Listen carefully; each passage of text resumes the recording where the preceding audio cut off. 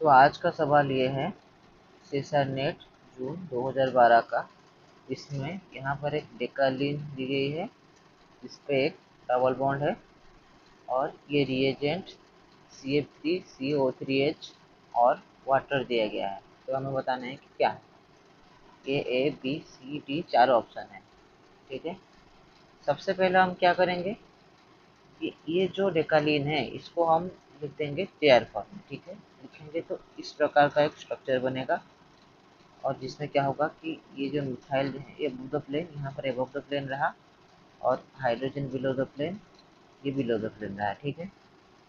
अब हम क्या करेंगे, अब देखो CF3CO3H ये क्या करेगा, इसका क्या काम है। तो इसका काम है इपोक्सीडाइज करना, ठीक है, इपोक्सीडेशन। तो इपोक्सीडेशन कहाँ से होगा, लेस हिंडर साइट, ठीक है। लेस हिंडर साइट से इपोक्सीडाइज करेगा। तो यहाँ पर लेस हिंडर साइट कौन सी है, ऊपर वाली या नीचे वाली। देखो यहाँ पर ऊपर वाली साइड में मिथाइल मौजूद है, नीचे वाली साइड में हाइड्रोजन मौजूद है। तो मिथाइल ज़्यादा बल्कि ग्रुप होगा तो नीचे वाली साइड से अटैक करेगा, क्योंकि नीचे वाली साइड पे हाइड्रोजन है तो कम हिंड्रेंस है, ठीक है। तो नीचे की साइड पे यहाँ पर ऑक्सीजन यहाँ पर लग गया और इपोक्साइड बन गया। उसके बाद H3O+ दिया गया है, यानी H+। ये इपोक्साइड में जो ऑक्सीजन है इसका जो लोन पेयर है वो अटैक करेगा H+ पे और ये OH+ बन जाएगा।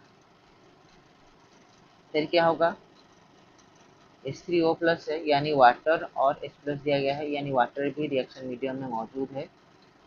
तो क्या होगा, ये जो वाटर मॉलिक्यूल है वो अटैक करेगा। अब वाटर यहाँ अटैक करेगा या फिर यहाँ अटैक करेगा, ये देखने वाली बात है। अब देखो, अगर वाटर को अटैक करना है, न्यूक्लियोफाइल को अटैक करना है, वो कौन सा अटैक करेगा, याद रखना हमेशा एक्सियल अटैक होता है न्यूक्लियोफाइल का, ठीक है। Most of the case axial attack होता है। अब देखो बात यह है कि अगर यहाँ पर ये अटैक करने गया, ठीक है, यहाँ पर एक्सियल ये होगा अटैक, पर ये नहीं हो सकता क्योंकि नीचे की साइड में तो OH है, तो OH का अपोजिट में अटैक करेगा, यानी ऑफ साइड पे अटैक करना पड़ेगा। ऑफ साइड पे अटैक करने के लिए इसको इस तरीके से इक्वेटोरियल में अटैक करना पड़ेगा, तो यहाँ पर तो अटैक पॉसिबल नहीं है, ठीक है। पर यहाँ पर अटैक हो सकता है क्योंकि बिलो द प्लेन पे OH है